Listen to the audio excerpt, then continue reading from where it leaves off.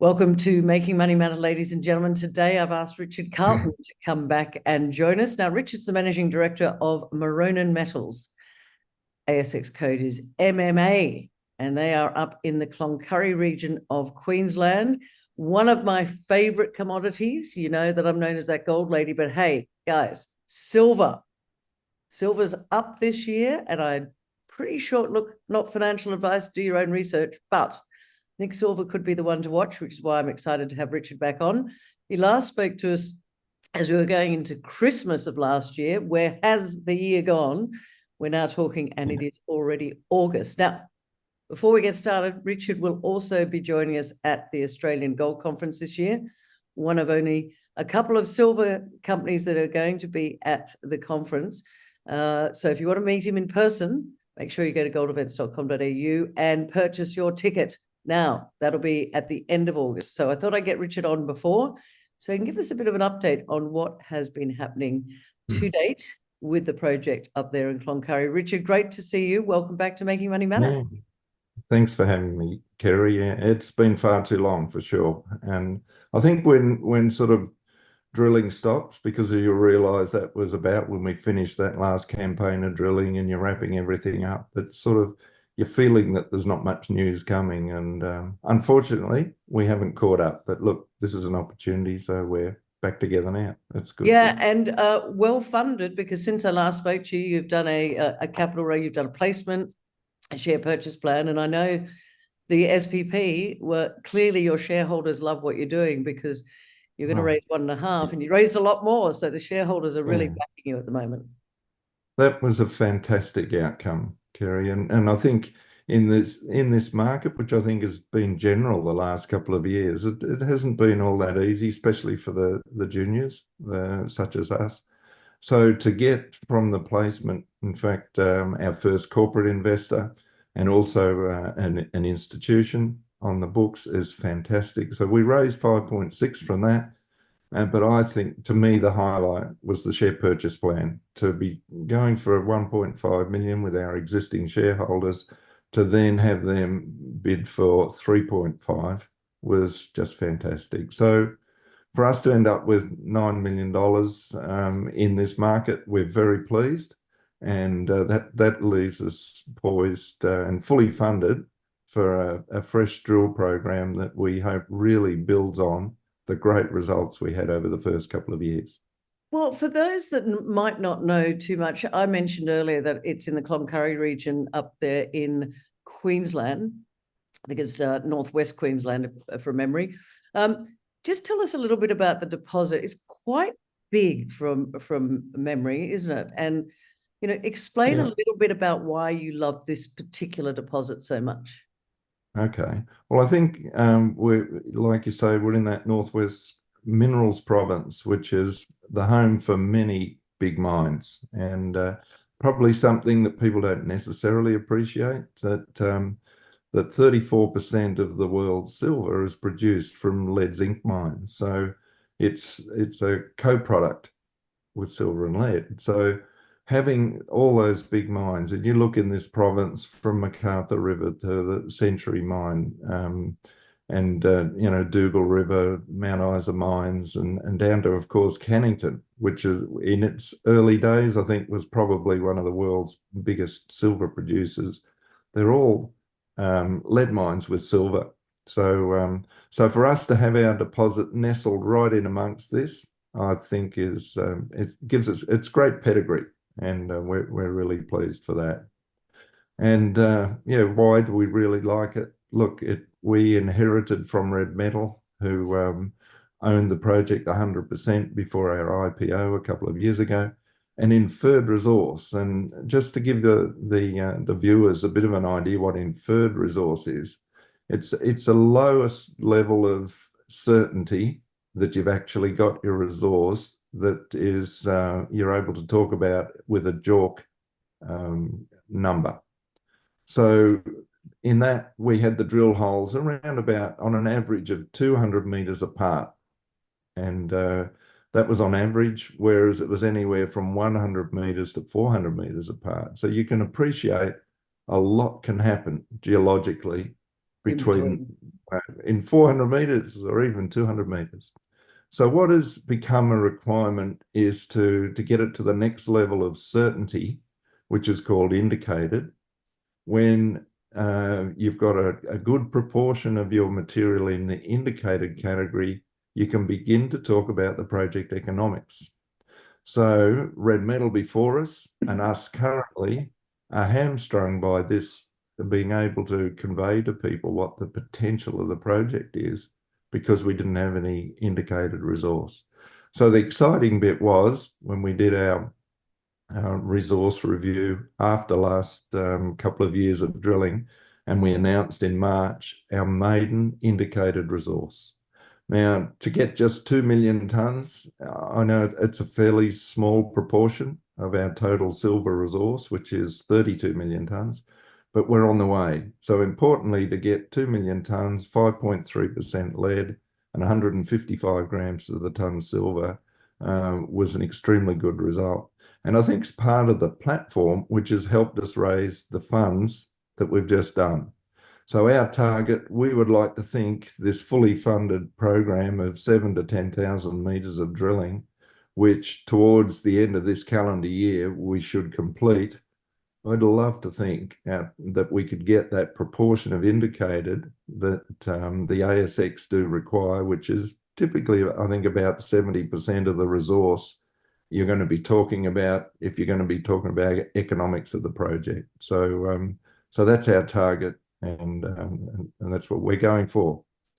We've started the program. If I can just interrupt you, you know, when you go from that sort of inferred to indicated, what do you have to do to go from that sort of lowest level up to the indicated? Okay. Okay, so it's significant. So the drill hole spacing will be about 50 meters on average, 50 by 50. So you can imagine there are a lot of holes to drill to get it from 200 meter spacing to 50.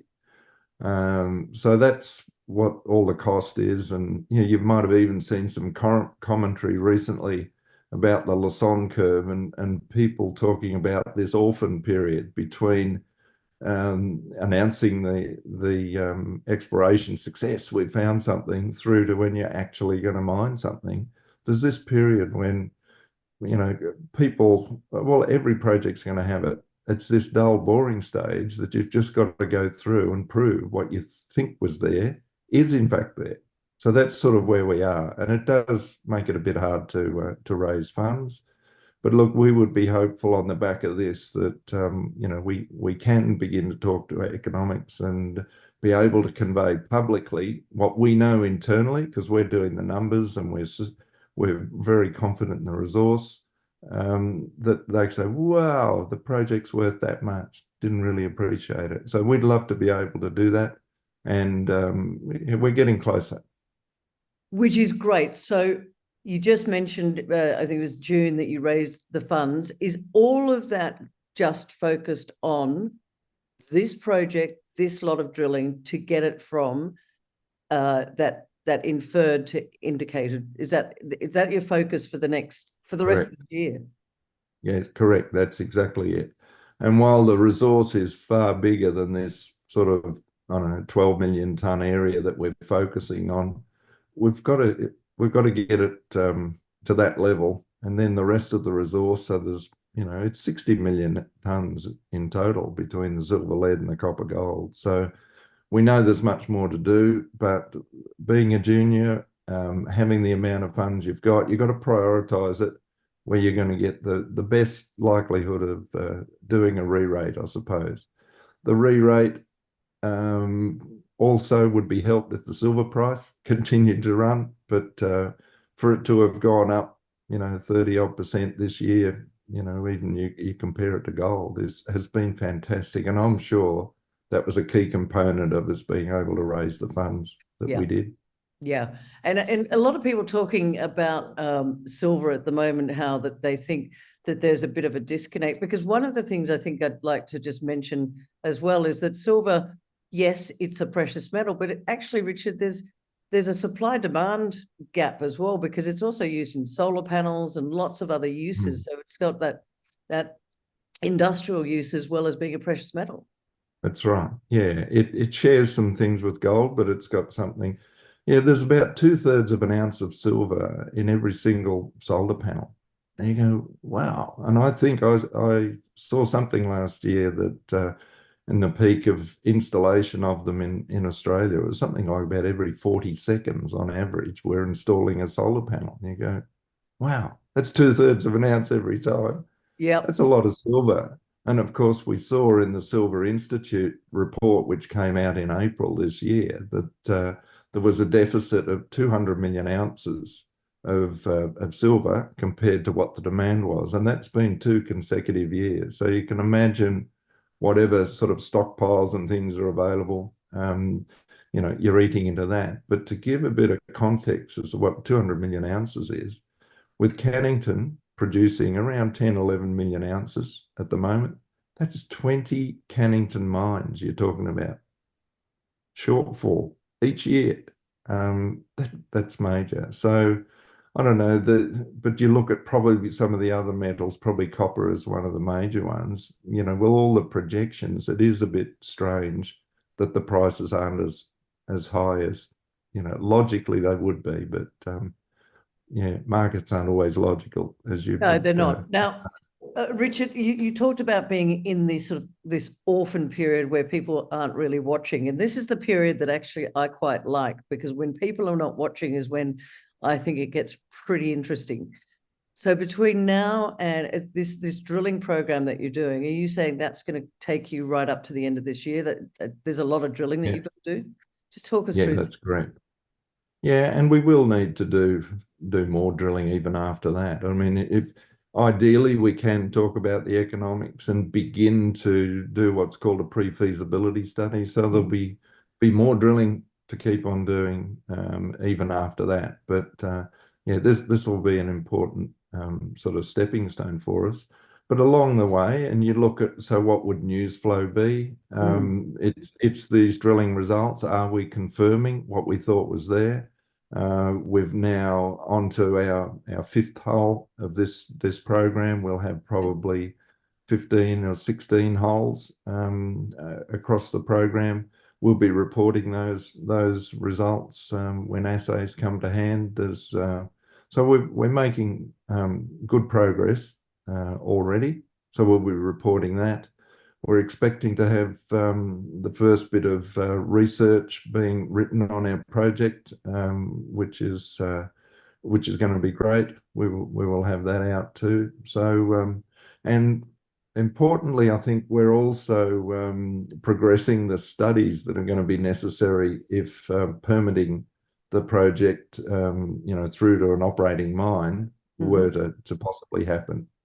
To some extent, we're taking a bit of a risk with that, because if the drilling doesn't come up at all, you probably waste those funds. But and I think, What do you mean look, if the drilling doesn't come up at all? What do you mean if you don't find anything?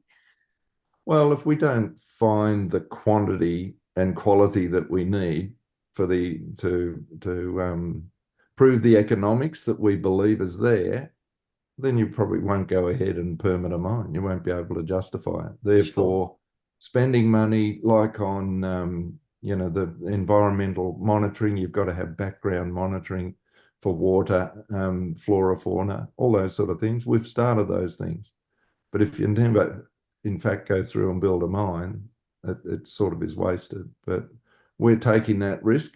But while we're wanting to prioritize the amount of money we're putting into the ground with drilling, so that's drilling is king, but we've got to take these other things along in parallel. Otherwise, it just extends out what already is a pretty long period between drilling and in fact producing. I've mentioned the 20 Canningtons, where you think it takes probably between 5 and 10 years from to get something permitted, So anything that we can do to do some things in parallel without spending a heap of money. We'll be doing metallurgical test work, and we're doing geotechnical test work, so that ground conditions, if you're putting in underground infrastructure, what sort of quality of the rock is. So we're doing those sort of things that will help us when we get down the track and speed things up. You said this drilling program, I think you said you've done 5 drill holes to date in this particular program, and you've got another 15. Doesn't sound very many drill holes. Am I missing something? Oh, well, they're reasonably long. I think, Yeah, that was going to be my next 600 meters question. each. How deep are you That's going? it. Well, they're on average. Well, some of these ones, particularly to get geotechnical information, we've been pushing to, I don't know, 500-600 meters. Typically 300 or 400 meters. Why did I think that this was this deposit was going to? I don't know. This is definitely an underground mine, is it? If Yes. it was going to be a mine. Yeah, well, I think there will be underground. It has to be underground at some stage. We've shown there's mineralization down to 1,200 meters below surface. You're not going to do an open pit like that. Half of Queensland to be gone. We are in Queensland in an area like a floodplain that there are regulatory requirements on what you can and can't do with respect to an open pit in a floodplain area. You'd certainly have to commit to backfilling an open pit. So we're having some sort of work done on that, but no, we're not contemplating an open pit at this stage. There's probably, I don't know, 50 or 60 meters of cover before you even get to any sort of mineralization. So there's a lot to move. I don't think the economics would work. And we know eventually some of the best stuff is going to be underground mined because it'll be quite deep. So what's your biggest challenge right now as I sit talking to you in August of 2024? What's Richard Carlton's biggest challenges? Well, I'd want to make sure that we're funded to keep the momentum up. I think you start to lose traction. That can be a bit of a killer for you. But we've got confidence in the resource, and I think is what we need is to keep seeing that what we've predicted is there. And our exploration manager, Andrew Barker, based in Cloncurry, is doing a fantastic job. And I think we're seeing, as each of these holes are even being drilled now, while we haven't reported any results yet from the laboratory, but the mineralization or where he's trying to target them, we're in fact hitting those areas. So hopefully we'll come up with the goods. But that's the fear, of course, that you don't find things. You always got to worry about that a bit, Kerry. Well, and what I like is that, first of all, I think you're a very good custodian of shareholder funds, because one of the things you said a moment ago was you don't want to waste money. If things don't go in one direction, you've got to have a look in going into another direction. So one of the things that you talked about before is that 34% of silver comes from lead zinc mines. And I know it's really early days. I'm just trying to get my head around the sort of the processing of it. Is this a predominantly silver? Because I think you said the numbers earlier, that is it more silver, more lead? Is it going to be difficult process? Mate, no, it won't be a difficult process because the silver and lead will be in the one concentrate that's made. By the time that leaves the processing plant at any mine site, whether it's ours or whether we're able to truck it to another facility that already exists, by the time it goes, it's a lead and silver concentrate. Our metallurgical test work showed that we could produce a 65 to 70% lead concentrate, but importantly, the amount of silver in it got up as high as 1,485 grams to the ton of silver, which is very saleable. When you're down in the very low amounts of silver, 150 grams to the ton or something like that, you do lose probably the first 50 grams to the ton to the smelter as part of the charges. So when you can get a very saleable silver content, which is what we've shown in the metallurgical test work to date, that's just fantastic. So it's a byproduct with the lead. It's a lead concentrate is where the silver will be. So in effect, like even transport, it gets free transport to some extent because regardless of how much silver in it, the lead's the biggest volume, if you like. Okay. Now, the value, you yeah. probably ask, the value probably a little bit more value in the lead than the silver, actually, but they're pretty close. And what's the market for lead at the moment? I'm not one I've followed, not a commodity I've followed. And no one does, you know, and That's no one what I'm saying. necessarily likes it. But it's been remarkably solid. It's been around $2,000 a ton, US dollars a ton. You know, it might have got to 1990 and then up to 2100 or something. It's been remarkably solid. It's got a sort of a growth projection of sort of 2 to 3% per year. Okay. It's important in all the electric vehicles all have a lead acid battery in them as part of their emergency, you know, for your safety systems in an electric vehicle. You know, you've got to have something that's there.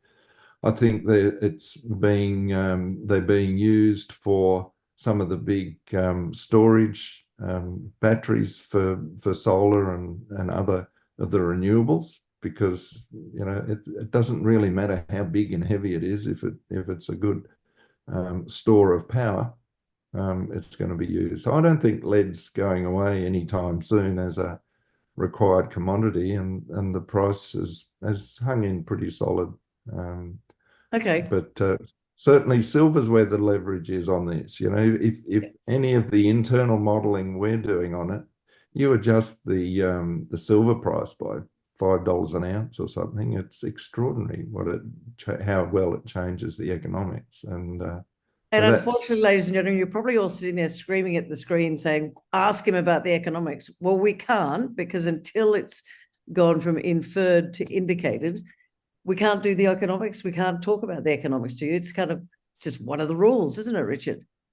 Well, it is, Kerry, but look, people can pretty much work it out themselves. When we've got a declared resource of 32 million tons of 6% lead and 107 grams silver, you can sort of work out, knowing what the price of the day is and all that sort of stuff. And then you can see, as well as anyone else, you can look at who else around Australia is reporting in their publicly available reports what their costs are. You can get an idea of what it will cost us to underground mine it, and you'll be able to work out for yourself whether there's a margin.